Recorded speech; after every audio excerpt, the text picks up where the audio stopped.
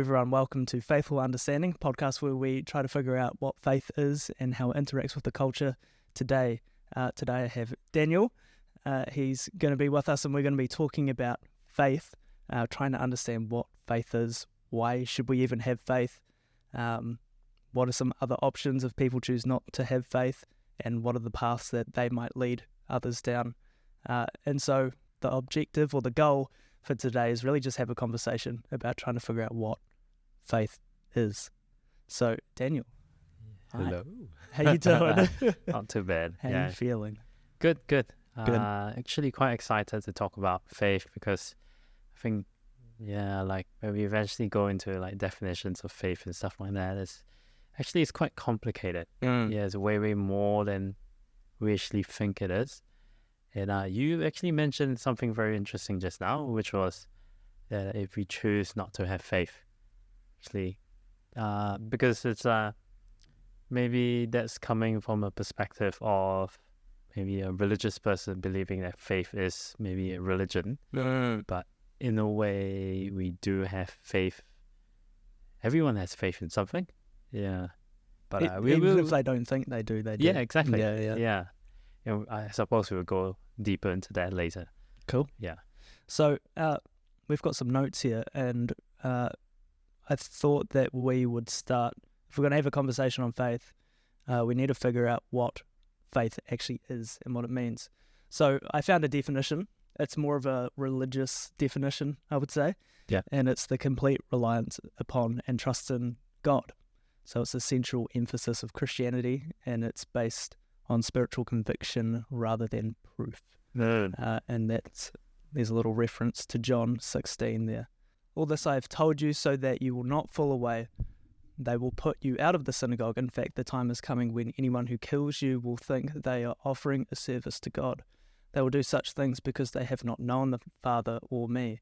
I have told you this so that when their time comes, you will remember that I warned you about them. I did not tell you this from the beginning because I was with you, but now I am going to him who sent me. None of you asks me, where are you going? Rather, you are filled with grief because I have said these things. But very truly I tell you, it is for your good that I am going away. Unless I go away, the advocate will not come to you. But if I go, I will send him to you. When he comes, he will prove the world to be in the wrong about sin and righteousness and judgment. About sin, because people do not believe in me. About righteousness, because I am going to the Father, where you can see me no longer. And about judgment, because the prince of this world now stands condemned. I have much more to say to you, more than you can bear. But when he, the Spirit of truth, comes, he will guide you into all truth. He will not speak on his own. He will speak only what he hears, and he will tell you what is yet to come. He will glorify me because it is from me that he will receive what he will make known to you. All that belongs to the Father is mine. That is why I said the Spirit will receive from me what he will make known to you.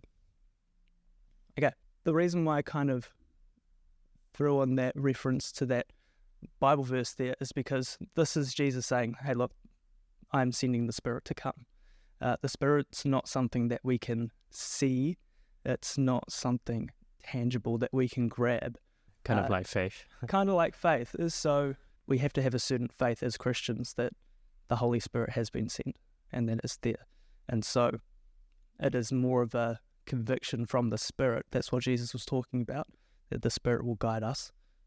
So it's more a conviction from the Spirit that is faith rather than like a tangible proof. Right. Nice, actually.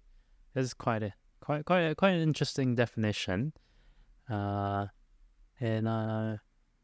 Central, I guess the definition makes sense because, I suppose you wrote there, a central emphasis of Christianity, based on spiritual conviction rather than proof. So it just ties it up together that, I suppose that without faith in God,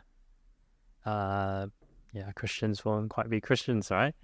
Yeah, it kind of, and we'll go through this, but faith is it's kind of one of the core things of Christianity because, if you go around just looking for like visual proof of everything, or like there has to be some sort of an understanding to a situation that happens that I have to be able to perceive and understand, and if I don't perceive and understand it, then it must be unjust, or there must be something wrong, or it means that there's no God, or something like that. I think that's where faith comes into it, because it's outside of mere like intellectual knowledge, and also that physical being able to see and grab and hold it. Although it does include those things at times. Yeah. But it is also beyond that. It's not limited to those things. Yeah. And so if, someone goes through like a tough time or something, that's where faith kind of comes into it. Not only in that situation, but that's a good example. Because, some people can go through certain things that just completely, it's like pulling the rug from under them. They don't know where they are or what's going on. Their whole life is turned upside down. Yeah. And so they need something to hold on to that's beyond the things that they're feeling and experiencing. And I think that's where faith, it kind of supersedes their struggles. Yeah. But perhaps from like out of interest, I also just tried thinking of more, maybe in a more non-religious standpoint. I mean, I'm Christian. Yeah. Yeah, I've been Christian pretty much all my life. Yeah, other than the initial years of being in the Catholic Church. But for some reason, I suppose maybe me being a science student, I quite like definitions and finding out more about it. And I suppose I could even start with the Cambridge definition of it. Yeah, so please. According to this Cambridge dictionary, which I just Googled for, it says a great trust or confidence in something or someone, or a strong belief in God or a particular religion. So I suppose the second, the latter is more of a religious perspective, but linking that back to, I mean, you just mentioned earlier also about how faith is not necessarily about experience. Actually, I feel that experience actually augments faith a bit more, whether in a secular or non-secular point of view. I suppose that perhaps like an example might even be like how scientists or even modern day professionals like accountants, or even like myself as a physiotherapist, or doctors, very biased to the medical field, yeah. But basically these individuals, they would technically also have some sort of trust or some sort of faith in past research that people have done before. And then because they trust that, then they can carry on with like their clinical judgment on like what's the best course of action to help this person. Yeah, so in some way, I feel that like I compare myself when I was a fresh graduate versus now. When you're fresh out of school, you'll be like everything's all by textbook. But as time goes by, it's actually experience that almost augments or supersedes that basic knowledge. And then you start to trust even more in certain things that you do, because you realize that, hey, it actually is more effective than what the textbook says. But so it's perhaps not a contradiction, but more of a augmenting, because if we come back to that religious standpoint, I'm pretty sure, I would say that majority of people who has the strongest faith would even be people who have gone through some crises in their life, and they made it through holding on to their faith, whatever that faith is. Yeah. So I guess if you look at it from that definition, that faith would look like a trust in that things do get better after situations, because they may have experienced bad things in the past and things have gotten better from that. Yeah. And so potentially, would you say that that's more of a reliance on experience rather than a trust in like things unknown? Because when I think of faith, let's say I'm auditioning to be an actor, and I've never done it before, and I'm really struggling with, do I actually try to do this or not, because I don't know if it's for me. I think where faith is a little bit different from trust, although trust might come into it, is that faith is like the striving for things that you hope for, right? It's like it gives you a sense of direction. It gives you something to head towards, like a hypothetical good, right? Or even like a real good. And, I think if people only do good things based off their previous experiences, then what do they do when they encounter new things that they haven't experienced before? I'm not quite sure how to answer that question or that response, because faith is such a broad term. Yeah. And as of now, I suppose that the both of us are trying to explain a whole big whale when we only can see one part of that whale. And but as I can't refute what you said. Yeah. Yeah, no, I think that where trust would come into it is that you then trust the knowledge or the experiences of those who have gone before you, right? And so like other people have auditioned for things, and their life didn't fall to pieces because they didn't get a role or something like that, right? And so you trust the experiences of others, I guess. I guess where Christianity comes into it in terms of faith is that why do you hope for good to happen? And I think it's because good is a reflection of who God is. God is good. And so you hope for the good things. And so it's like you hope for God in a sense. It's like the thing that the thing that you're aiming for is if that's the ultimate good, that's kind of like you're trusting that ultimate good will do you good in the future. And so that's the type of faith, right? That's like the type of trust. Yeah. And so when I think of when I reflect on my past experiences, or even in today's stuff, like I'm going to go study theology. I don't know where it's going to lead me, but I have faith that God is good and God wants good for me. And so the good that I hope for from this theology, my faith is that good is in alignment with the good that is God. And I think that's what people put their faith in. I think, and we might touch on this a bit later, but when people put their faith in other things, it doesn't always lead to a good situation. So like if people put their faith or their trust in another person, it's like people make mistakes all the time, they mess up all the time.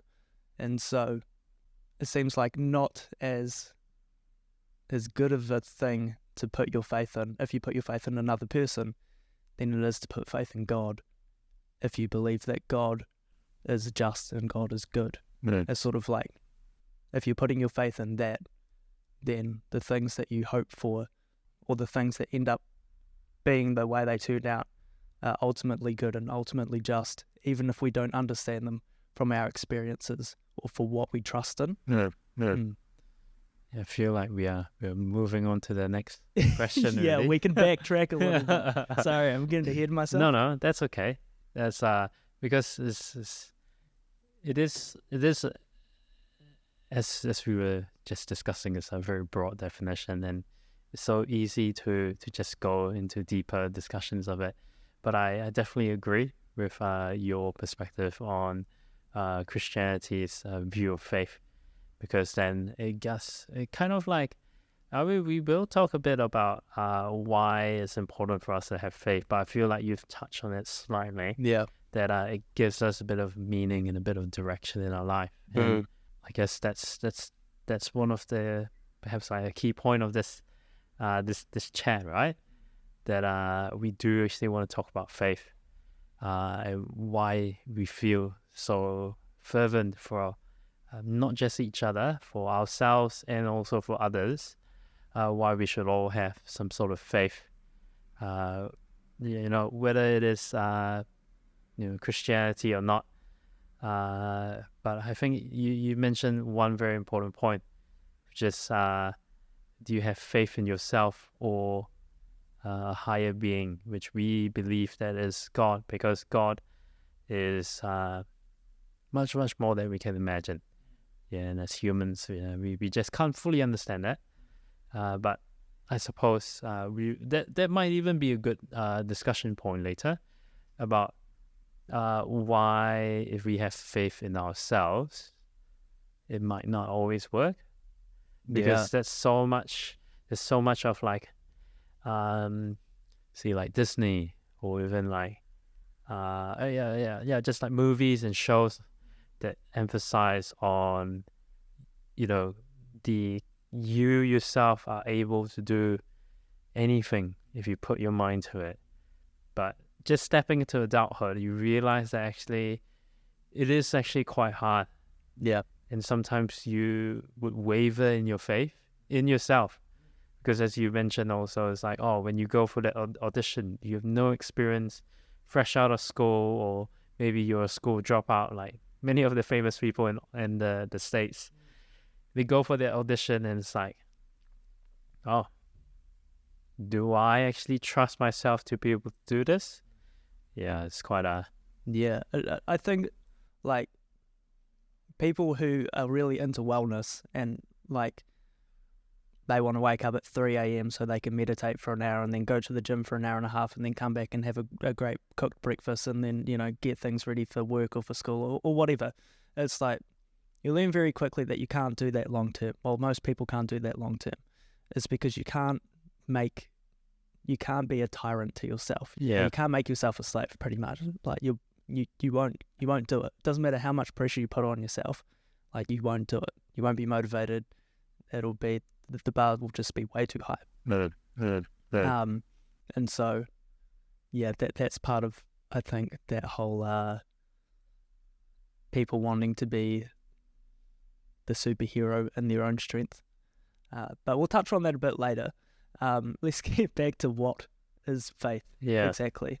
Actually, yeah, maybe I've got only just one more point. Go ahead. Following the Cambridge definition, because I do know that we have a few more points that's a bit more Christian related. Yeah, we do. Yeah. But I just only wanted to highlight like a short read about the etymology of faith, of the word faith.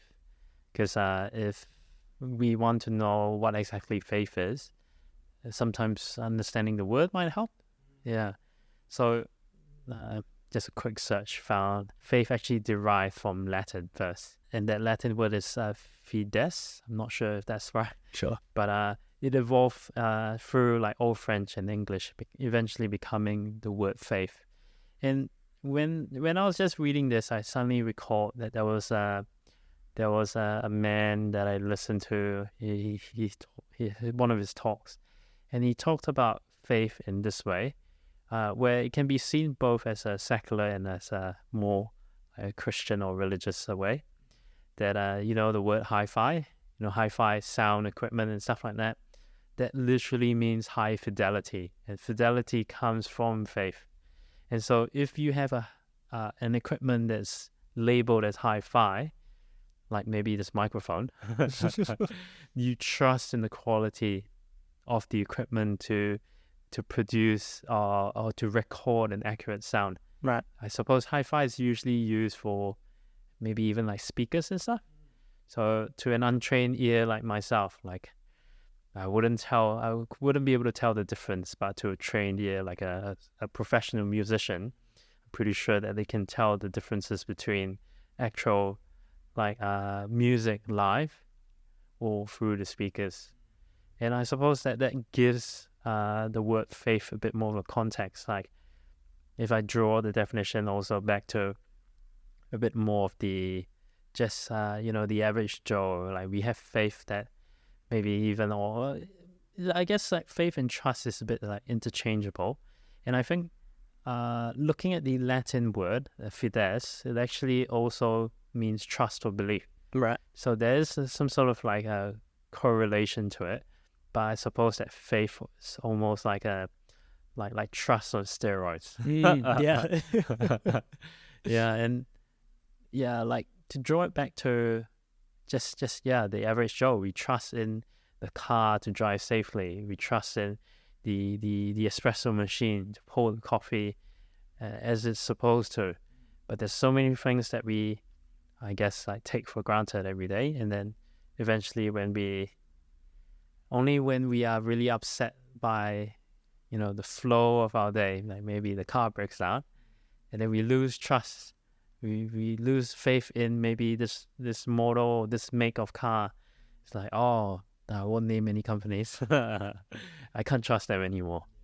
And I suppose that also definitely translates into our own like personal lives, where we would have, trials and errors.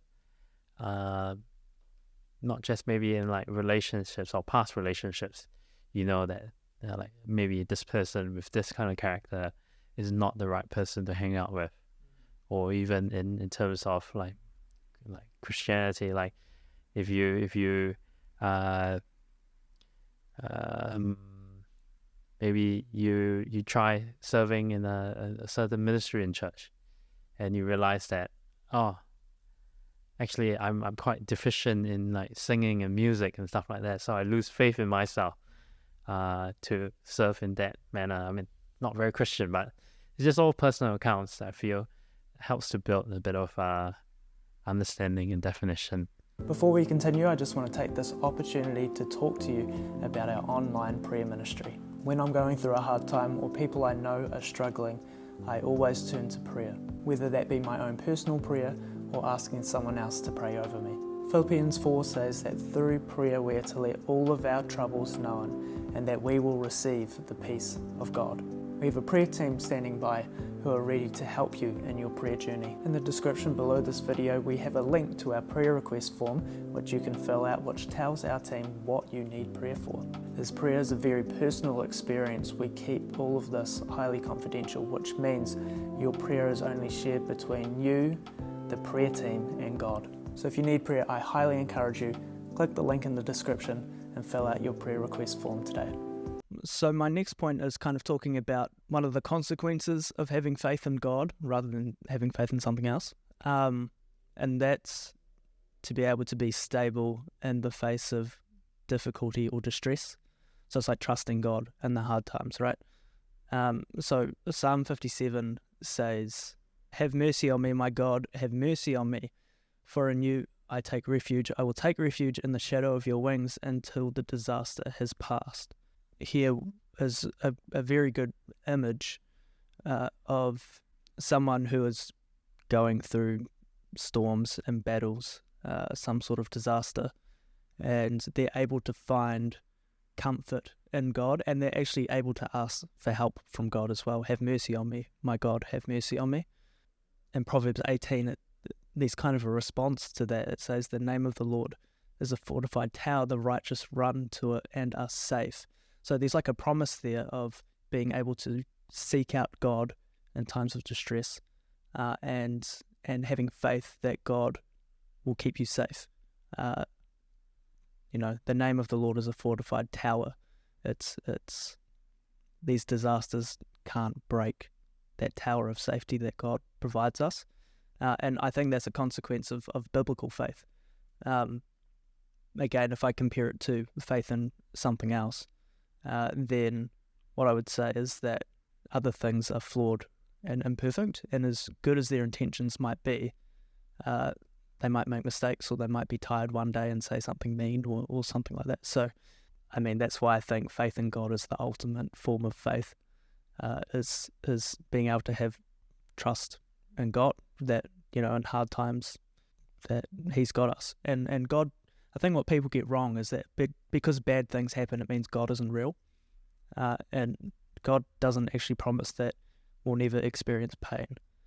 Instead, He gives us a much deeper comfort than our circumstances can provide. And yeah, I think that's a consequence of having faith in God rather than a faith in something else.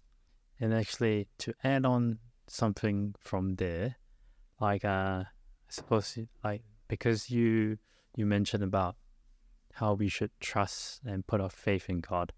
Yeah, what came to mind is that I suppose, like, even for myself and past experiences, I myself would tend to put my trust in several things, including my own self, because I would I think I'm quite a control freak.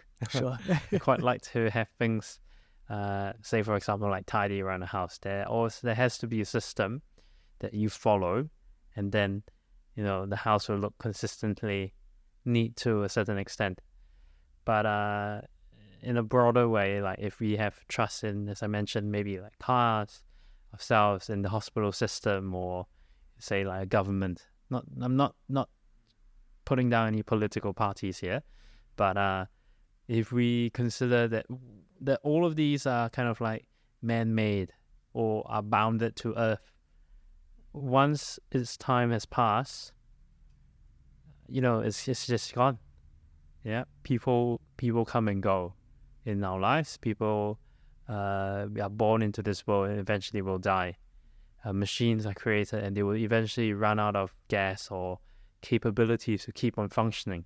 There's nothing that's finite. Like even a tree that's maybe even hundreds of years old can be just infected with some sort of fungi, and they just perish just like that.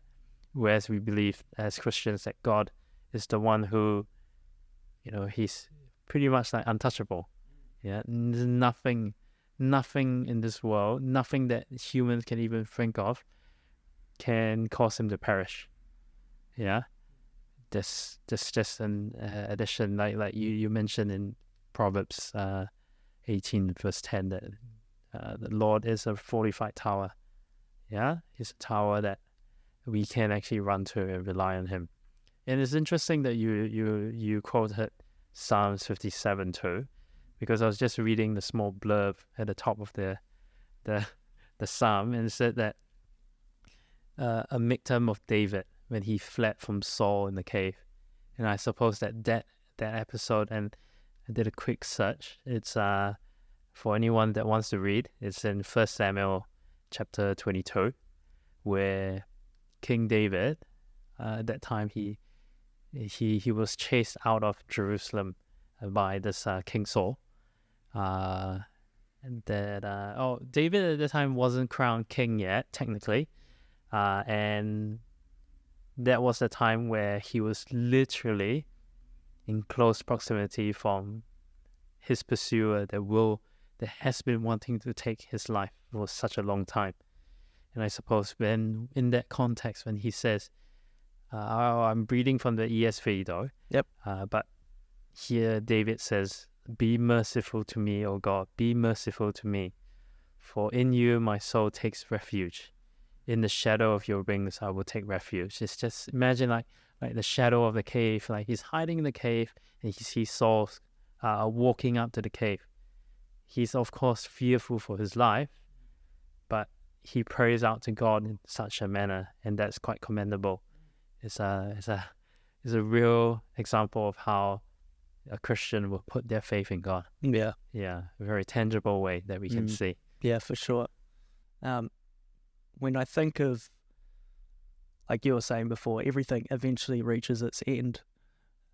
And it makes me think of the image of God being the vine and we're the branches, right? And so anytime we put our faith in something else or even in ourselves, it's like separating the branch from the vine. And so that's only ever going to die off. It's never going to flourish on its own. And you can make the argument that because God is in all things, anytime that you don't rely on God in anything that you do, you're separating yourself from the vine. I think the moment you decide that you can do it on your own, that's when you've made the mistake. I think that's why, and you mentioned it before, people who go through hard times tend to have the strongest faith, is because they kind of realize that, that it was a hard time for a reason. They couldn't rely on themselves or someone they trusted betrayed them, or something like that. Something happened that required them to be like, anything that I can see right now is not going to help me. I can't think of any way out of this, or I'm unwell, and so I can't. And so I have to put my trust in something else.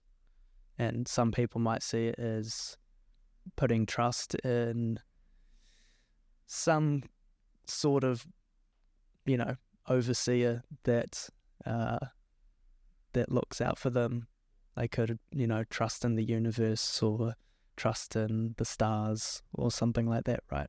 But as Christians, all of those things, we see it all as God's creation.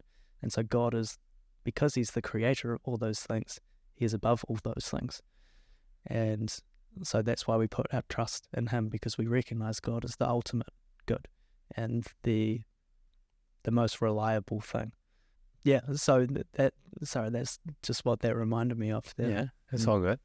Yeah, and I think we humans are very, very, very strange creatures. As you say, there are people who put their trust in the universe. They believe that there's some sort of power working, or flow of energy in the world, or the stars that are able to guide them and stuff like that. And all, I suppose, they would all have some sort of meaning to each and every person. And I suppose like we are not in the place to judge anyone. Yeah, everyone has their own reasons for believing so. But then again, it's also quite ironic that humans, we might put our trust in random things. It's like I remember I would have like a lucky pencil that I will always get the right marks. Like multiple choice questions that it will give me the answers, and it doesn't work. Failed so much in my life. And then it's like, this pencil is not lucky after all. So initially, I almost revere this pencil as like, oh my gosh, you're going to save my life. And then when it doesn't do its job, or the job that I want it to, I throw it away. It's like, you know what? No, I'll use a mechanical pencil or a pen, huh? Yeah. Then, it's just funny because, like, coming back to that idea or that discussion of how if we were to continue to put our things, our trust, our faith in things that are not, for lack of a better word, okay, Christian lingo warning, eternal or everlasting. That's what we use to describe God. And so if we were to continue to use, things around us or ourselves, we ourselves will die. Everything else will perish, but God doesn't. Yeah, totally. And I guess, part of what we're trying to do when we figure out what answering this question, what is faith, is we're trying to figure out the ultimate form of faith. So this is kind of going on to the next point. But in some sense, it's kind of like, if you say faith is a belief in something, and some sorts, like, who cares what one person believes? Like, what does that actually do? Like, if I say I believe in this thing, or let's say I believe that working out every day is the best way to keep your body in good shape. And if I never work out and I eat terrible food, it's kind of like cool. I believe that to be true, but like, whether you do it or not. Yeah, it's kind of like, well, what do you do about it? This is what I think it takes us to that next level of faith, is like, okay, we've identified the belief, okay, but then there's the next sort of level down to that, which is, okay, well, that belief has to lead to some sort of action, okay, and so I'll look up the Bible verse, but James is great for this kind of stuff. So I'm going to read out James chapter 2, verse 14 to 26. It says, "What good is it, my brothers and sisters, if someone claims to have faith but has no deeds? Can such faith save them? Suppose a brother or a sister is without clothes or daily food. If one of you say to them, "Go in peace, keep warm and well fed," but does nothing about their physical needs, what good is it? In the same way, faith by itself, if it is not accompanied by action, it is dead. But someone will say, "You have faith, I have deeds. Show me your faith without deeds, and I will show you my faith by my deeds." You believe that there is one God. Good. Even the demons believe that and shudder. You foolish person, do you want evidence that faith without deeds is useless? Was not our father Abraham considered righteous for what he did when he offered his son Isaac on the altar? You see that his faith and his actions were working together, and his faith was made complete by what he did. And the scripture was fulfilled that says, Abraham believed God, and it was credited to him as righteousness, and he was called God's friend. You see that a person is considered righteous by what they do, and not by faith alone. In the same way, was not even Rahab the prostitute considered righteous for what she did when she gave lodging to the spies and sent them off in a different direction? As the body without the spirit is dead, so faith without deeds is dead. So James really is pointing out that faith has to be accompanied by deeds. It has to be accompanied by works. You can't just believe in things. Like even demons believe in God, right? But obviously, we don't want to be like demons. And so it's like, what makes it different? What makes our faith different than the faith of demons? It has to be through our actions. It has to be through the things that we do. Our faith is made complete by the things that we do. It's made complete by our works. And so that's why it kind of says at the start there, you can wish someone well, but if they're like starving or thirsty or in need of shelter or something like that, and then you don't offer that to them at all, it's kind of like, what's the point of your, go and have a good evening, even though you're starving because you haven't eaten for 2 days. It's like, where's God's grace in that? Where's God's good deeds in that? And so James really points out that you can have faith, but it has to be accompanied by works. Your faith is made complete by the things that you do. And so if you have faith in God being the ultimate good, then your actions should reflect wanting to align with that ultimate good. And so that means if someone's hungry, you feed them. If someone's thirsty, you give them water. There was a man who came knocking on my office last week, and he was after shelter, he was after food, he was after all sorts of things. And I didn't really know what to do. The old me before reading that would have just said, "Oh, I'm sorry, I can't really help you." But because I had read that, and to be fair, it's a very specific thing. It's like quite on the nose of what James was saying. I decided to figure out, well, how can I actually help this person? And so I found out that there was a men's shelter that takes people in, a Christian men's shelter, and they provide them food, water, clothing, accommodation, all that. And so after a bit of time, when I figured that out, I drove him down there, made sure it was all set up and all good. And so I'm not doing that as like an ego boost or a look at me, but it's an example of, okay, well, I believe in an ultimate good, which is God. Okay, and I'm wanting to align myself as I am now and as I will be in the future as much as I can to God's will. And that's what I put my faith in, because if I do that, then my life will serve its ultimate purpose. Okay? And so what does that mean? That means I have to do something about it. I can't just believe it. In some sense, who cares if that's what I believed? If I turned that guy away, and then I said, "Oh yeah, but I believe in God," it's kind of like, well, those things don't really add up. And so, yeah, that's why I think that's the next level of faith. Obviously, getting people through the door is them believing in God. And then once they believe in God, it's kind of like, okay, well, what's next? How do you deepen that faith? And that I think that next step is through actions. It's through aligning not just your thoughts and your belief, but your deeds. Have all of yourself, mind, body, soul, strength, everything, in alignment with God. And I think that's the next level of faith. Good points. Good point. But at the same time, I also feel like it's because that we are both Christians, we will be able to definitely understand each other a bit easier with what you mentioned. Because I think from what you were sharing, you said that like, we have faith, therefore we do this. And I suppose in between that having faith, or the point coming up to having faith and having faith to doing works, there's a lot of things in between that we actually overlook. Okay. It's a whole big process that I suppose also helps us to spur us to action maybe. And actually, funnily enough, what came to mind was a movie that I watched recently.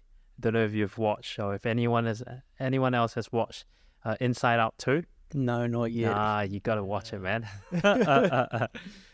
But I was just thinking of this Disney and Pixar, how they framed, or how the author or the writer, or whatever you call them, the writer of the Inside Out 2 came to describe several concepts in which a human operates. So, maybe I'm thinking too much, but maybe there's some psychology into it. But try not to spoil too much. But basically, each human has a set of beliefs based on what we are taught, whether it's from our parents, whether it's from experiences. Our mind recognizes that there are things in our lives that helps to form who we are. Like, I suppose that one of the biggest one for Christians would be, because I'm Christian, because I believe in God, I believe that I am meant to be a good person. Definition of good, debatable. Sure. Yeah. There's a big question mark there. And of course, we know that many accounts of Christians who do not do good works and are not good people. But this is just a very general, broad view. So because of the belief that we have, it forms perhaps even part of our identity. And for ourselves as Christians, we believe that our identity is in God. That God created us and He has called us to follow Him. And therefore, because we have this identity of being a follower of God or believer of Jesus, therefore, with this identity and beliefs, it spurs us on to have actions to do like what you did. And I was quite surprised that Inside Out 2 helped me realize that. Yeah. So strongly recommend. Like on the side note, I think it's very, very interesting to try and break it down even further. Yeah. I think, like, obviously that I wouldn't say that the steps are like, okay, I've completed step 1 of faith, I believe. Definitely. Yeah. Now it's on to step 2. I think personally, I've got 3 stages here of faith. I think through all of those stages, you're constantly wrestling with yourself and with God on how to do all of those things according to God's will. And so I see it definitely as like a continuum through all 3 things. I think you slowly move yourself through the stages so that, you're not struggling so much with the belief side of things. You might be struggling more with the actions. It's definitely a process, and I think that's where the wisdom of others come into it, where they can guide you through the path of like, okay, well, how do I live my life as a Christian by faith? What does that mean? I really think that we would benefit us if we share why we are still Christians, because that's still, maybe it helps to give a bit more context on why we are saying the things that we are saying. Yeah. Yeah. Okay. What do you think? Yeah. The why I'm still a Christian is something that I have kind of thought about. I don't like the roads those other paths lead down. I don't want that as a long-term life goal. I don't want that for a long-term life goal for a future family, or I don't want that to be a lifestyle for kids, my kids or anything like that. I don't have kids, but in the future. Thanks for the disclaimer.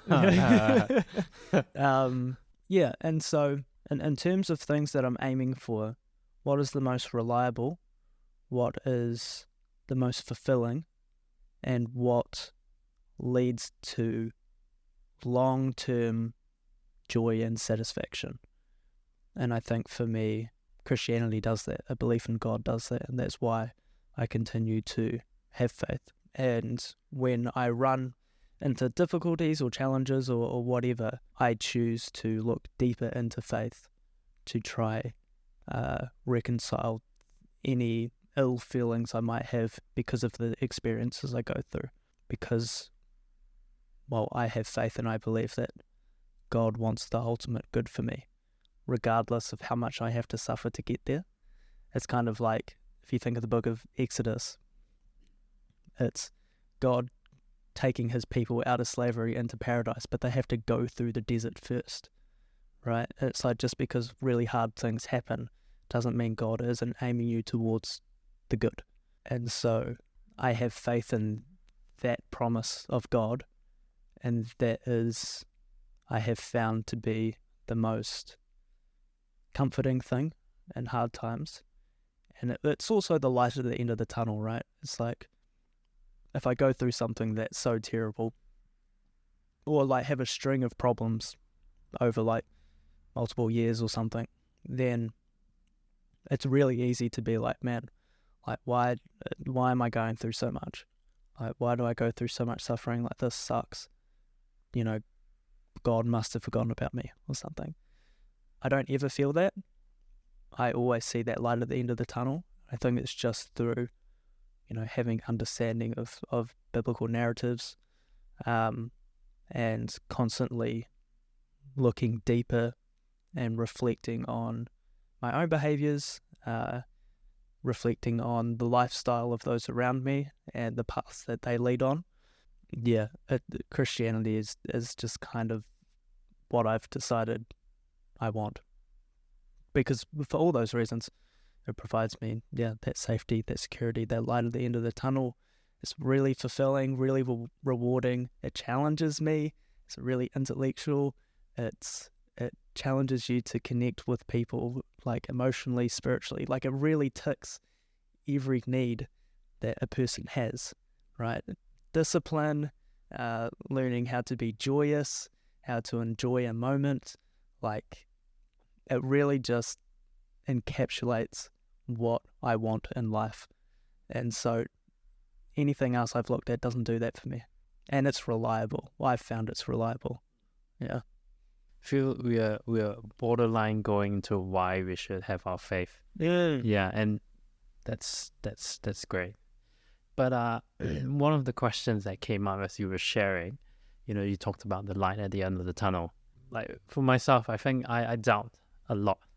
Yeah, I'm a very skeptical person. Sure. And for whatever reason, I've come to accept that I'm just a skeptical person. I'm not hating myself for it anymore, and I've come to accept it.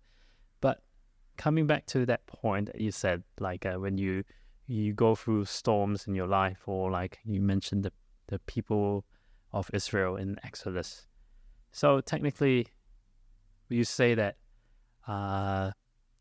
like first, Christians, or perhaps we will put it in Christian context, that Christians are meant to suffer and go through hard times. And then the second part is in terms of faith in God.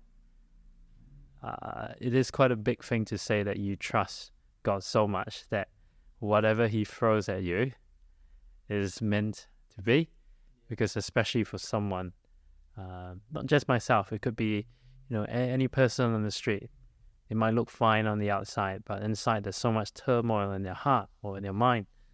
And if you, not just you, if any Christian would say something like, you need to have faith in God. Where does that even link into? It might not even speak to someone's life. So that's why I'm just trying to unpack and pick your brains a bit. Yeah, for sure. Yeah. When Paul is first, I can't remember what church he addresses, but he says that he doesn't address it with big fancy words and big flash, this really comprehensive thing. And so if I'm speaking to someone else, if they're going through suffering and they're going through hard times, it's kind of like, okay, well, what are your alternatives? What else are you going to trust in right now? You're going through a terrible time. Life sucks. It's like, okay, well, what gets you up in the morning, the next day? What helps you push past this? And people find strength in themselves, but I believe that ultimately you will fail yourself, because we're humans and humans are flawed. It's not any knock on any person, but eventually your limitations will be reached, and whether that comes through age or whether it comes through you get cancer or something like that, right? It's like eventually you're going to reach a point where you cannot rely on yourself. And so, you could rely on others, but are you happy to be a burden to someone else for a long period of time? And whether they say it or not, if you, let's say you, and again, these are extreme situations, but they happen to people, right? Let's say you do come down with a terrible illness and you're stuck in bed, and the person that you've been with for 20 years has to look after you completely for the rest of your life, right? It's like eventually there's going to be some bit of resentment, some bit of like this is really hard. I have to look after this person, and this isn't what I want for my life. And so even the people that you trust may not view you in the way that you think they view you. And so, for me, it's like, yeah, what are your other options? You could trust institutions, but they're forever changing. They have their own priorities. You could easily slip through the gaps. And so I haven't thought of another thing, or haven't seen another lifestyle or life choice that I can say, putting your trust in that in hard times is more reliable than putting your trust in God. I just haven't seen it. Does that answer your question? I think so. Yeah, certainly. Yeah. Yeah, but I was just trying to, just pick your brains a bit. Yeah, for sure. Yeah, so that's kind of where I am. When you said that, humans are supposed to suffer, I think that's a really big, it's a really big idea, mainly because I think that there's kind of two types of suffering. One type of suffering is the suffering that you bring upon yourself I think it's by doing things when it's rather not in alignment with what God wants for you, or it's not the right time. So I think that the second kind of suffering is suffering from external factors, whether that be family, environment, it could be the social environment, could be the culture, could just be a random event that happens, right? That causes you suffering. But the way I see suffering is that you have assumptions about things that, I should be specific here. The first point that I specified, where the suffering is caused by you, is because you have presuppositions about things, you presume things, and those things rather don't align with God, or they don't align with the reality of the world. And then a part of you, that assumption has to die in order for you to overcome that, right? And so let's bring back that acting example. If I think I'm an awesome actor, just really good, and then I go for an audition, I go for 10 auditions, I get turned down from all 10 of them. I don't even make it through the first stage of the process. I'm going to have to come to the fact that I'm not as good as an actor as I thought I was, and that's a hard thing to digest. That's a suffering that you go through, right? That's a part of you that has to die. And so I think that some suffering, the self-inflicted suffering, is caused by we just have the wrong perception of the world and the wrong perception of God's intent for us, and we have the wrong assumptions about how things should be. And so are we supposed to suffer because of that? Or is that like part of our pride being hit because we thought that this is how things are supposed to go? And God is saying, oh no, this is actually how it is. I think that's a self-inflicted suffering just from our own pride and our own naivety to things. We just don't know how the world works. And so if God hits you with a reality check, it's going to sting and you're going to suffer a wee bit. I think the suffering through external factors is a bit more tricky. Like, are we supposed to suffer through external factors? I always think about the book of Ecclesiastes in this, where it kind of describes that bad things happen to good people and good things happen to bad people. It's just how it is. It's just how the world is. It's the reality of a fallen world, of a world in sin. That's just what happens, and it sucks. But that's just how it is, And for me personally, I've come to accept that, And that's why any external sufferings that happen to me, I still have that light at the end of the tunnel, where it's like, okay, well, this happens. For me, it's like, is it self-inflicted suffering? So is there a part of me that needs to die? Do I have to change my perception on something? Or is it external suffering where it's like, man, this just happens and this sucks? Now it's like, once I identify what one it is, then I'm able to kind of take action on what to do next, what my thought patterns are. So if it's caused by myself, then I'm like, okay, well, what exactly did I assume that isn't right? And why does that hurt so much? What expectations did I have? Where does that come from? And so I do a little bit of self-digging. If it's an external factor, then I'm much more prayerful, I would say. And I have a lot more reliance and faith in God in those situations. Mm-hmm. And I think it's good to point out also that from what you're saying, that in a way the self-inflicted suffering is us going against what God wills for our lives. And that's, I guess, also a very Christian concept that we also come to believe that God intends, as you mentioned, good for us. And if we deviate from this good, that's where there's the self-inflicted suffering that we cause on ourselves. It's not that God is being a bully and trying to, oh, you did this and that, therefore you should be condemned. Yeah, it's a deviation from what we believe is good. And we ourselves, we don't know what is good. Only God knows what is good for us. Just like what Jesus says. It's like even he says to just the lay person, if you who are evil know how to give good gifts to your children, you wouldn't give your child a rock or a snake when your child asks for a piece of bread.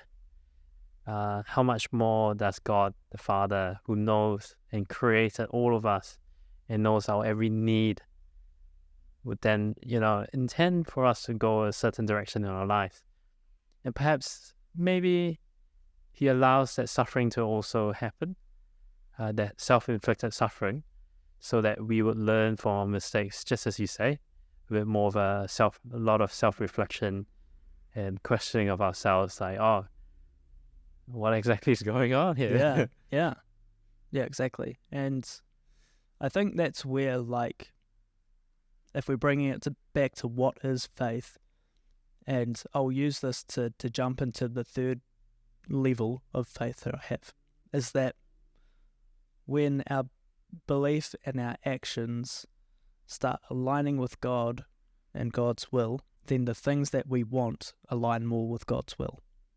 Okay, because I think the more we orientate ourselves towards, I'm going to keep using the word the good, that is promised to us by God, then our desires and our wants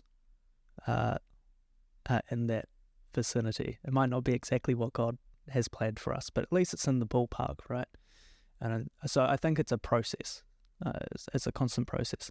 And so I kind of want to talk a little bit about the third level of faith, just to kind of round off this question of what is faith. Actually, I think the best way to introduce this is to read out the Bible verse that I have as a reference for this. So this is from 1 Corinthians chapter 13. It says, "If I speak in tongues of men or of angels but do not have love, I am only a resounding gong or a clanging cymbal. If I have the gift of prophecy and can fathom all mysteries and all knowledge, and if I have faith that can move mountains but do not have love, I am nothing. If I give all I possess to the poor and give over my body to hardships that I may boast, but do not have love, I gain nothing. Love is patient, love is kind, love does not envy, it does not boast, it is not proud. It does not dishonor others, it is not self-seeking, it is not easily angered, it keeps no record of wrongs. Love does not delight in evil, but rejoices with the truth. It always protects, always trusts, always hopes, always perseveres. Love never fails, but where there are prophecies, they will cease. Where there are tongues, they will be stilled. Where there is knowledge, it will pass away. For we know in part, and we prophesy in part, but when completeness comes, what is in part disappears. When I was a child, I talked like a child. I thought like a child, I reasoned like a child.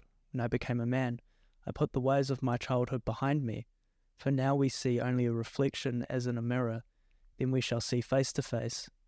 Now I know in part, then I shall know fully, even as I am fully known.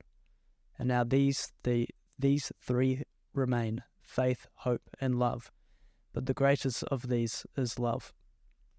So I think the ultimate level of faith is to do it from a place of love. Okay? So you can have belief, you can do good deeds because you know they're good, but the ultimate level of faith is to believe, and that belief is supported or completed by good deeds, and those good deeds are rooted in love. I think if those good deeds aren't rooted in love, then you're just trying to tick off something off a list, you know. I think it really gets to the essence of how God wants to be in relationship with us. He wants it to be a relationship in love. And when we have that relationship with him in love, then we seek to go out and do good deeds in love because we've received that love ourselves. And so the reason why I think that's the deepest level is, but even though it all is kind of together, is because, I mean, when you're doing it in love, your whole self is being put into it, right? You can't kind of half do love. I think that if you just have a belief, you can just say, I believe this, and then do nothing about it. If you do actions, you say, oh, I'm just doing this because I'm supposed to do this, you know? But it's when all three of these things come together, it's like, yes, I believe in God, and I want to do good for others in love because I've received that love from God. I think that's what faith is in a nutshell. And that faith is that good that people strive for, and it's that ultimate good that we should be striving for. It's the relationship with God. It's that love. It's that flowing in from God. And that flowing in from God is the thing that is the good that we aim for. And that influences the things we say that we believe, and it influences how we treat those around us. And I think that just completes faith, from my opinion. That's cool. Yeah, really cool. From maybe something that I share also is it's like my experience of why I'm a Christian. Mm. And because I was born in a Catholic family, and it was so easy to just get into the routine of things, and that was like pretty much maybe like 16 to 18 years of my life. just going by what people told me to do. Because, you're Catholic, you're a believer in God, you believe in Jesus, therefore you should do this. And people told me what to do because that is my identity. But at present, I'm still going through the process of understanding my own identity and why I believe and why I follow Christianity, even to the age that I am at now. But I can vividly remember that there were several episodes in my life that God has worked mightily. To me, mightily. To others, might not be. But why I'm still Christian is because He has had those episodes in my life to help me to understand and being very, very sure that this is the path that He wants me to walk. I vividly remember there was a time in Chiang Mai, Thailand, that I think when I was 20 years of age, my dad had this great idea to go to Chiang Mai because there's this spiritual retreat center run by Catholic priests. At that time, we have already left the Catholic Church and we were attending, in fact, an Anglican church. And then he was like, "Oh, we should go." And so, what is a silent retreat facility where we're not allowed to use our phones. We are technically not allowed to talk to anyone. It's just us fully with God. And we would have a spiritual director that we will need to speak to, who's usually a trained Catholic priest, who will then guide us into the direction that he chooses to guide us. Yeah. So I remember there's this Catholic concept of what they call the Stations of the Cross. Not sure if at least in the Anglican church that I was attending didn't have anything like that. Is there any here? Or have you heard of the Stations of the Cross? Around Christmas time, I have, but that's I might be getting my my things mixed up. No, that's fine. Yeah. And so the Stations of the Cross is, I think there are like 12 or 13 stations that the Catholic Church believes or has. They created this concept so that it allows believers to reflect on the stages that Jesus progressed gradually to His death on the cross and resurrection, of course. Yeah. And so for some reason, I was just reading this book in their chapel. And because at that time, it's about 2 years since I read anything more Catholic-like. So reading these Stations of the Cross, it helped me to remember, what I learned in the past or the processions that was in the Catholic Church. And then it then dawned on me that it didn't even, how do I say? It's not even a internal realization. It's not something that like I thought by myself. It's not an enlightenment. It was almost like something in my being just accepted and knew that God was there watching me and literally just says, I love you. And that was pretty much the life-changing moment that caused me to have this firm faith, a bit firmer faith in God, that like over the past years of, challenges, of a lot of questioning, a lot of lost identity, not sure where I'm going in my life. I still go back to that episode where God revealed Himself to me. And that's definitely a small but great part in my overall life that why I'm still a Christian. It's because I've had a personal encounter with our Creator. Yeah, and I wouldn't say that I'm the greatest of Christians and stuff like that, but even until today, like it's a process of growing, I suppose. That I was just like listening to this other podcast about people going through crises, and after you emerge from it, you become stronger. And this guy, he's a medical doctor. He explains like he's a psychiatrist.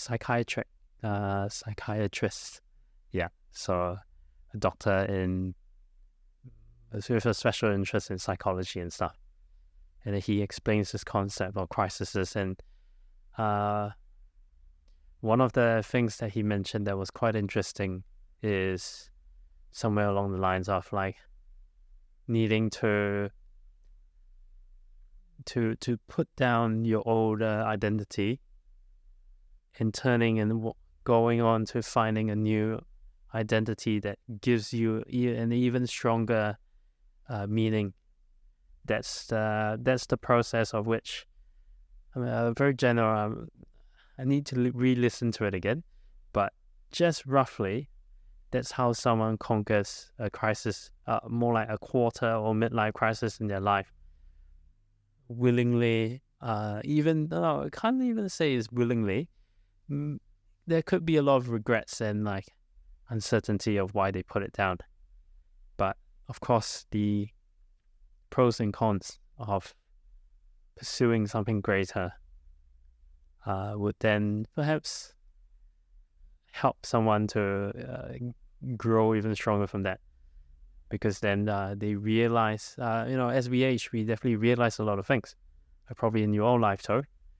And perhaps for me, like how I am now, seeing life or experiencing life and reflecting on how God has actually, in fact, consistently been guiding me in my life to eventually end up from me being born in Singapore to traveling like thousands of kilometers to New Zealand, studying to be a physio, and now still carrying on this faith. It's quite an amazing journey. Yeah, I won't bore the audience too much, but basically there were several episodes in my life that allowed me to hold on even more firmly to these experiences, that then I can actually firmly say that yes, Christianity is the path, the faith that I want to follow. Yeah. You've said yourself that you're kind of like a skeptic. Yes, I am.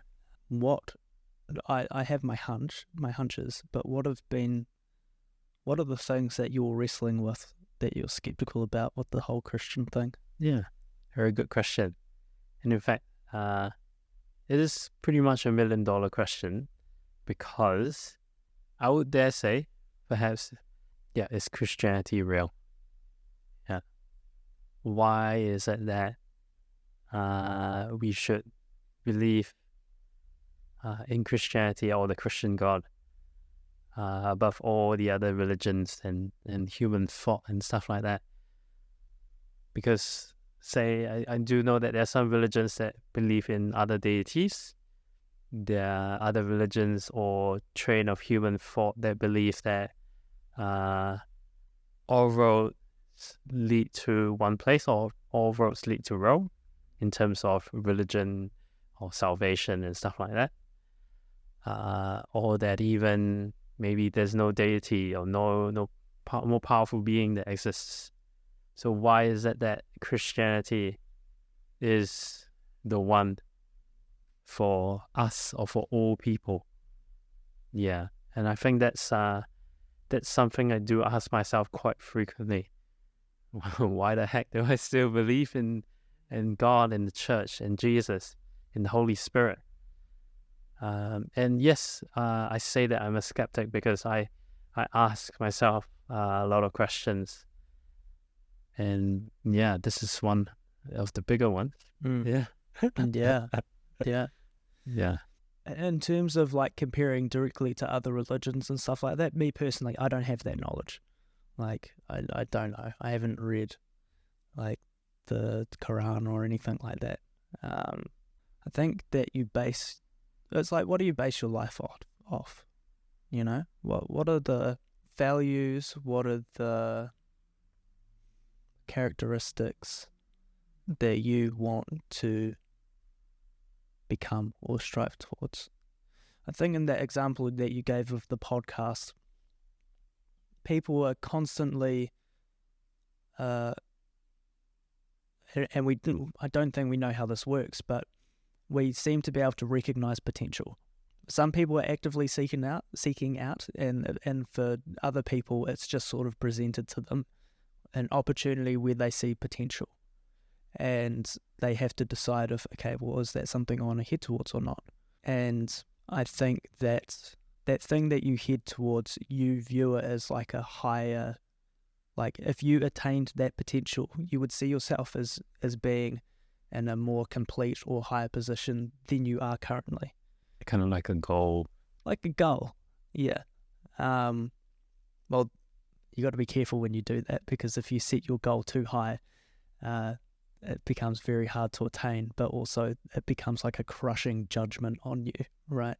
It's because you're not that yet. Even though you could see the possibility of that, you're not that. And so when I look at character, when I look at values, when I look at things that I want for my life, I think you can find a lot of it in people around you. But ultimately, I look at the life of Jesus and his character, his moral, his judgment, his being, and the good that I see in other people. Those goods, in a sense, all of those goods I could point back to Jesus and say, well, Jesus did that, or a form of that. And so I see, and this isn't me trying to be Jesus, but trying to be Christ-like, where it's like, here's this potential of like what a person could be in its fullness. And that's probably, it's definitely not attainable to be all that Jesus is, because he's divine. But it's at least something that I look at and like, yeah, like I want to be that kind of a person. And I think that's what differs. That's the difference I see for me, in terms of like why I have faith in God, is because of the life of Jesus. And so it's through that potential of like, okay, well, here's things that I've identified in Jesus that I can emulate. I can do things like similar to this. I can behave in a similar way. And I'm not sure if other faiths do that as much.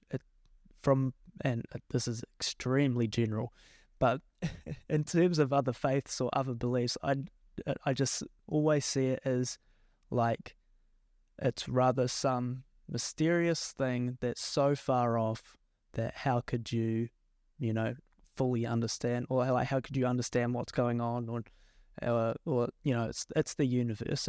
We're connected somehow, but we don't actually understand it. It's like good vibes or whatever. And the other way I see it is like, okay, well, it's this constant like reflection on self and self-ability and self-actuality and things like that. And I think that through that you set yourself up to fail, because you're going to fail yourself. You might see potential within yourself, but you might not be able to attain it. I remember being out of university when I dropped out of music, And I was like, oh, yo, some people, they're making like a decent amount of money off like making music on YouTube and stuff like that. And I saw that as like a potential. And I was like, sick, I'm going to try that. And so I tried that, and I was like, I need to get better at this, and I need to get better at that. And it was just like, it just never came. And like, it never actualized. It never became anything more than just potential that I saw. And that's because it was a reliance on myself. And I actually, well, from a Christian's perspective, that's not what God wanted for me, And it's like, I'm not going to be able to achieve something that God doesn't want for me, because God knows that I want to follow him. At the core of my being, I want to follow him. And so why is he going to entertain these ideas of other things, right?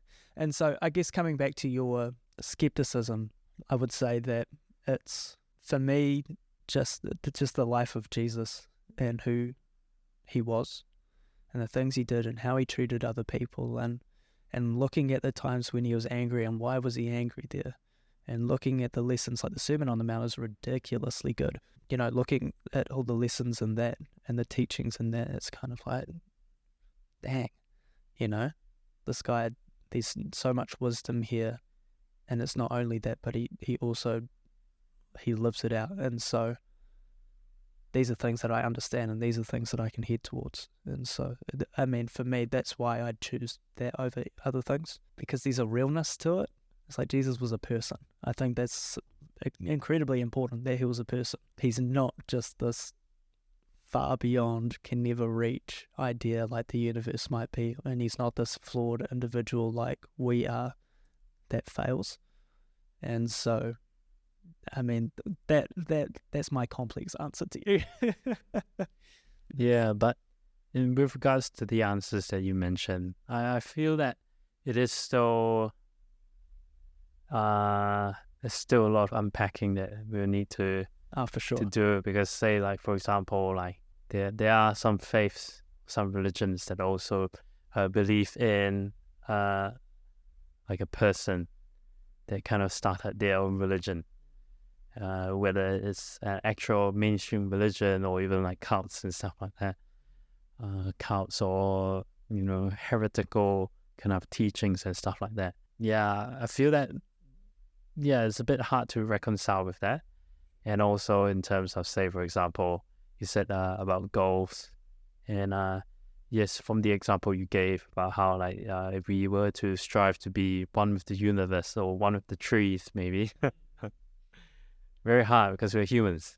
We might be a part of the universe, like in terms of we occupy space and volume, or we are matter in the whole concept of the universe. But we can never be as large or as amazing as the universe. But we Christians, we believe that God is the one who's even bigger than the universe, and therefore he creates the universe. And because I guess that puts a bit more perspective into why it's very foreign of a concept for us humans to strive to be one with the universe.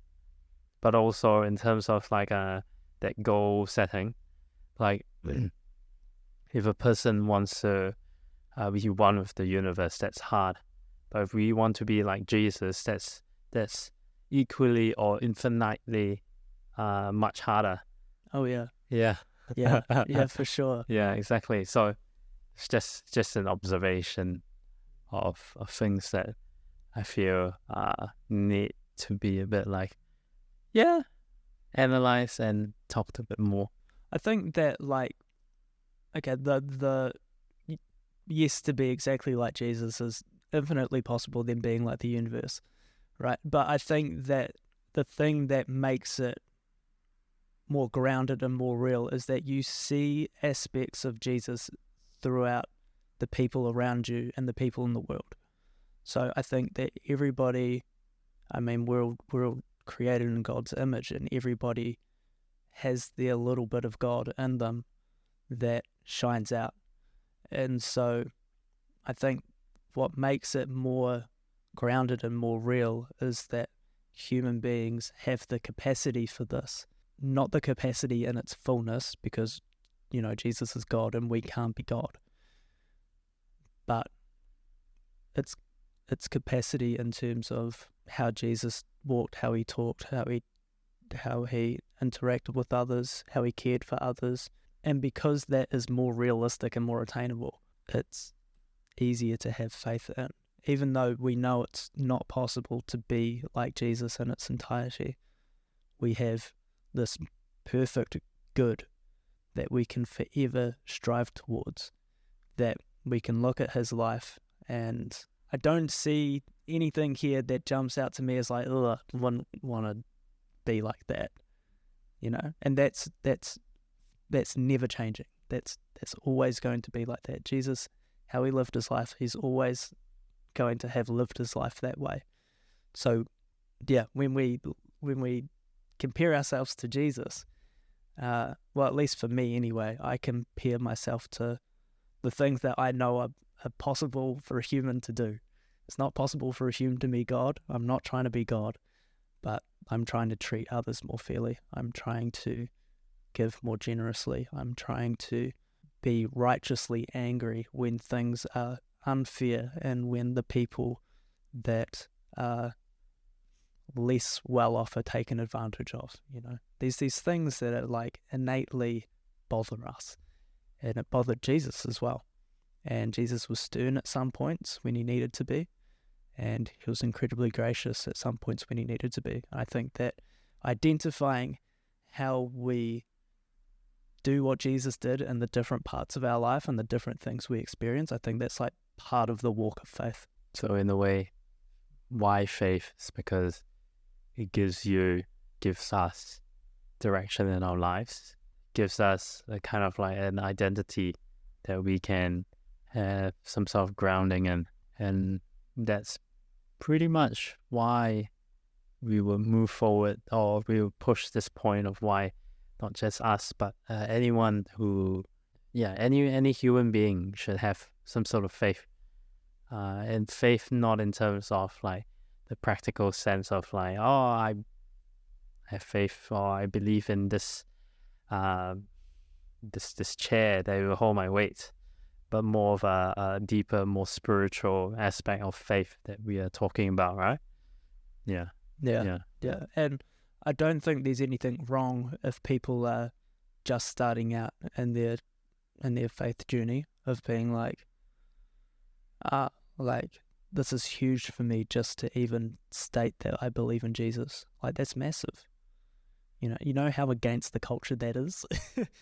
So I think that it's a journey, and there may be people who are more experienced than me, who have thought about this for longer than I have, that might have steps 4, 5, and 6 on the depths of faith. But for me, that's kind of where those are the steps that I see in terms of what people go through when they're deepening their faith. I think people listening to this conversation, especially those who might be new to Christianity or trying to understand what all this is, it's like, okay, well, understand what faith is and why I should have it. But how do I actually know that I have faith? That's a very good question.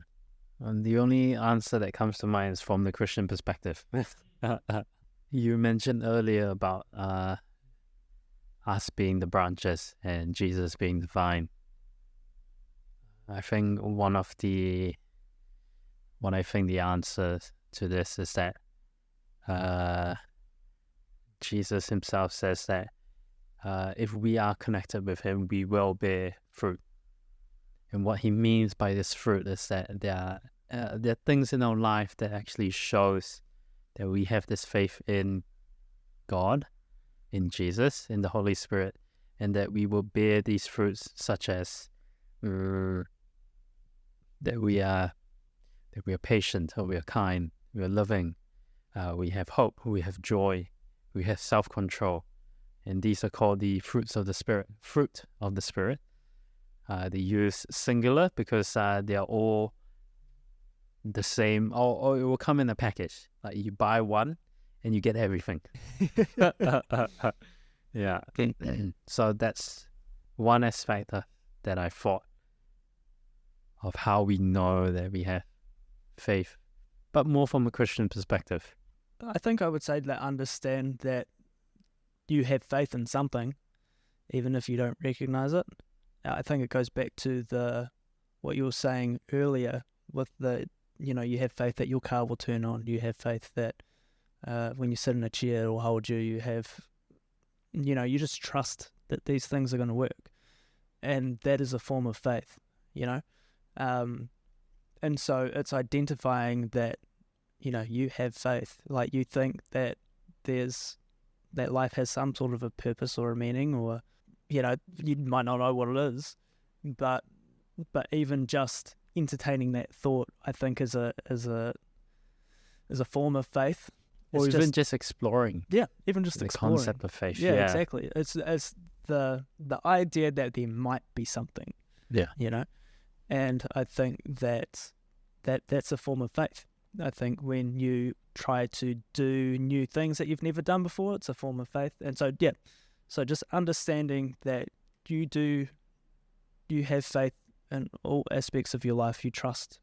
Your life is based off trust, Like if you go to a supermarket, buy some Panadol because you have a headache, you don't take your testing kit in with you to make sure that the Panadol is exactly what it says on the box. You trust that it works. And so I think that identifying that everyone has this, and then trying to align that with what you understand from the lessons that Jesus teach. I think doing that first, and then figuring out what the rest of the biblical texts say. I would say that like the way you get it, well, you already have it, and so you're just trying to line it up with God. I almost feel like I can relate this to Maslow's hierarchy of needs, where, yes, of course, for those who have not heard of it yet, it's kind of like a pyramid diagram that this guy called Maslow came up with the concept that at the very base of the pyramid is, say, like basic fundamental needs. And that's pretty much like what we touched on too. Like we trust that the car will drive. We trust the other drivers on the road to know and respect the road rules so that we won't get crashed every day or every time we start our car, or that we walk in the supermarket. That we trust that even this strange thing, this card that has some sort of magnetic chip inside, somehow magically when we tap it on this machine, it allows us to take things away from the supermarket without people chasing us. We make a transaction. And then as we progress up that Maslow's hierarchy of needs, not just basic fundamental needs like, being able to commute or to have food, it goes even higher into maybe even like our feeling of belonging, our identity, maybe some aspects like intimacy with another human being, with, of course, Christians, we believe in, certain things about gender, but we won't go into that.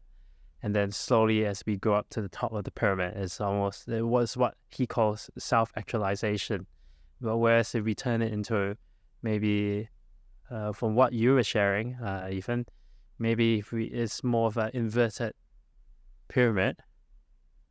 And instead of a pyramid, it's almost like an infinite cone where basic needs are, are the smallest. It's just like the tip of the iceberg. And when we reach that level of self-actualization of more like deeper stuff, I would dare say actually identity, how we behave, and all of that is actually when our basic needs are met, which is the smallest, and then it just opens up into so many possibilities. I suppose that's kind of like the flow of which you were kind of describing, and just wanted to share that concept. Yeah, no, that's cool. why I'm still trying to continue to think much more from maybe a non-Christian's perspective, because I find that it's almost so easy for us, being perhaps maybe a couple more experience, a couple more years of experience being a Christian, or having thought about these things, or having wrestled with questions and struggles in our life, especially about faith, and then we come out and perhaps we convey this message in a certain way that makes sense to us, but might not make sense to as many people out there. I think this all comes back to trust in a way. The thing that I like so much about Christianity is that it demands a personal relationship. You can listen to us talk about our stuff. You can listen to other people explain why they should do these things, why they should believe in Christianity. But if they don't actually do it themselves, then they'll never know. And so, I mean, you could trust us, and that's cool. But in some sense, it doesn't really matter if you trust us if you don't try it yourself. I think this conversation is a really good way to get people to reflect on things, whether or not they want to try it, and whether or not they choose to trust our stories and trust our thoughts and things like that. Other people's experiences might be wrong. Might be different. And so they might not relate to what we're saying. But you kind of have to trust me in saying that you have to try it for yourself. You can't live through faith by proxy of what other people's faith is like. It demands you to have a personal relationship with God, because that's what God wants. God doesn't want you just to be, well fed on knowledge and ideas from other people, right? He wants you to have that personal connection. And so, I mean, it comes back to, in terms of people who are not Christians, if they decide that it's something they want to try, that they're open to, just know that it's a personal decision. And ultimately, you have to make that choice yourself. And it's not something you can fake, right? Other people's perceptions on how good of a Christian they think you might be, or how close of a relationship they think you might have with God, it doesn't change the reality of your relationship with God, because it's a personal thing. And so, if you're curious, if you're unsure, it's okay, you just have to try it. It's just something you have to try. And if you're not sure how to try, that's where conversations like this help. That's where talking to well-experienced Christians or church leaders helps. And I think that's where prayer is really important. Even just the prayer of God, I don't know if you're real. I have no idea. I'm curious about this thing, though. I think that there are parts of it that I like. So, I don't know, help me understand. If this is something that's real, then just, do something. And pretty much the prayer that you just shared is kind of having that just a small amount of that faith or trust in God and not ourselves, and having this conversation and sharing this our experiences with pretty much anyone. It is. I guess we are going borderline into our next point. Also, is about how do I get faith, and then how each individual will get faith is as you mentioned, which is to be humble before God first and realize that He is the one that can help us to have this faith. And then in answering, in saying that prayer, a prayer that's similar, maybe in your own style, because you guys aren't Ethan or Daniel. You won't have the experiences that we have. You might be even more experienced than us in certain ways, or perhaps a bit lesser experienced, of course, in relation to, say, age, for example. And in you even trying to come out and say a prayer, we really commend you for that. Yeah, for sure. Yeah, because totally. It's definitely not an easy thing. It goes against conventional wisdom, where it's like we're all about like you can see what you do with your hands. I put in the effort to put in the hours working at whatever workplace we are.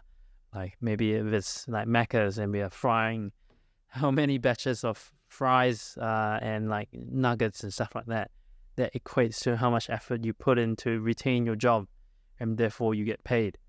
But whereas faith is a whole different ballgame, because it's intangible, as we started.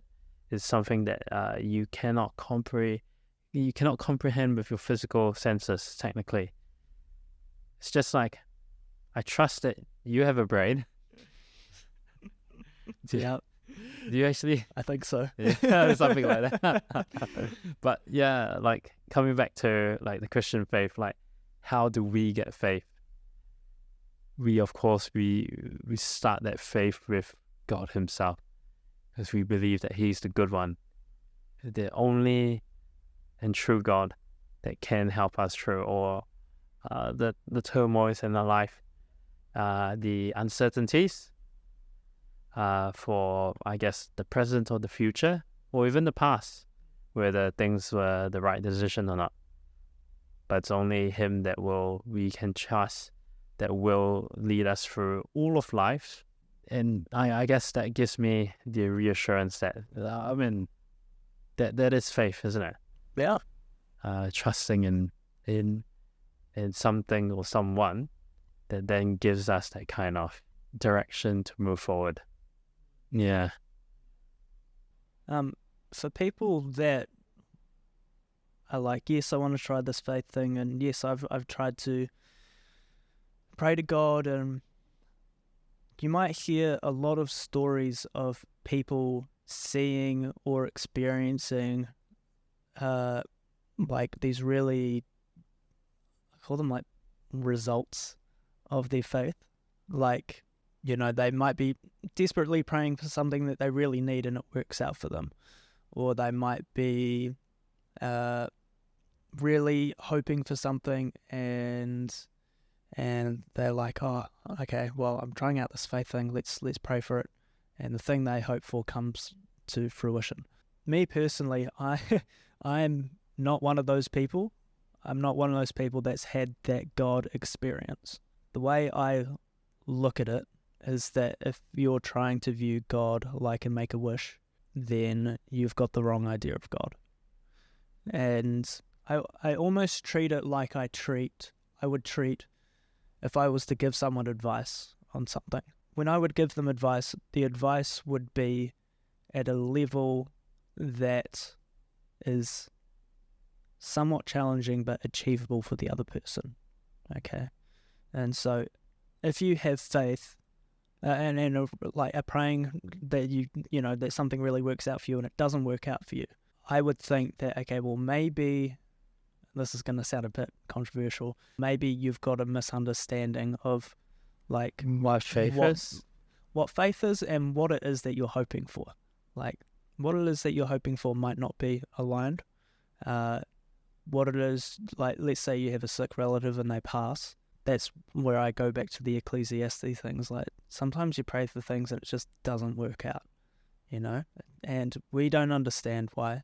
And it's really hard for someone with a new view of faith to be able to wrap their head around, okay, well, this person just died. And I don't know much about God, but I really, really wanted that person to live, and they didn't. And so now you're faced with this massive problem. It was like, well, I don't know much about faith, and I put my all into this, and the person still died, so God can't be real. And that's a really hard position for people to be in. So I would say look for the baby steps to faith. You know, what's something that is attainable for you to understand or to comprehend and be able to act out. So maybe it's something like, I'm going to try to, and I'm going to do this imperfectly and I'm going to be terrible at it, but I'm going to try to trust that God has a plan for bad things that happen, even if I don't understand it. And I'm not happy about that. It's not great. And I wish it didn't happen. But that's all I'm going to try. That's all I'm going to try and understand. And, I mean, you could wrestle with that for 10 years, you know. I think that the more baby steps you take, if you reflect on your life, the more you are going to see the impacts of your faith in moments of your life, whether it be decisions that you choose to make or choose not to make, whether it be the things that you prioritize, the way that you handle things like grief and tragedy.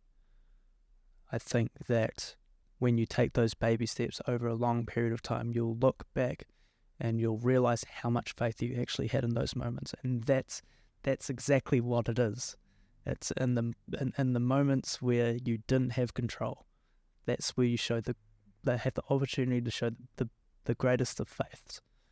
You know, it's in the things that we have control over that we think our faith is based off. But yeah, when I look back on my life, it's I mean, I'm not regretful of the decisions I've made, you know. I've made mistakes and I've thought, you know, I should be doing one thing or the other, and they haven't happened. And I feel like in the parts where I feel like I have control is where my faith is the weakest.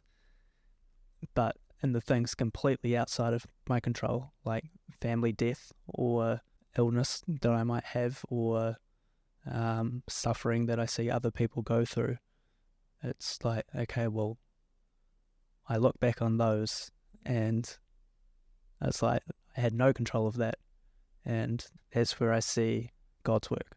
Is there anything else that you want to touch on, or you want to kind of clarify, or like have we delved into faith in a good way? I feel there'll be way more things that we can actually talk about, and it's merely the tip of the iceberg. And I do believe that faith is much more complicated than just what we have just talked about concepts, about thoughts, about identity and behavior. I think it goes much deeper into that. There's we can even talk about, say, like historical, how the church forefathers also viewed faith and stuff like that. But of course, we don't need to do that as a present. Yeah. Well, yeah, and in future discussions, then we can dive into faith a bit more, and also just like other topics. I mean, a conversation I'd love to have one day is what people should expect when they go into a church, or they go to a youth group or a young adults group or something like that. Yeah. And worship culture and all sorts of stuff. We could dive into anything. So, but we'll save that for another day. Daniel, thank you for having a chat. Thanks, Ethan.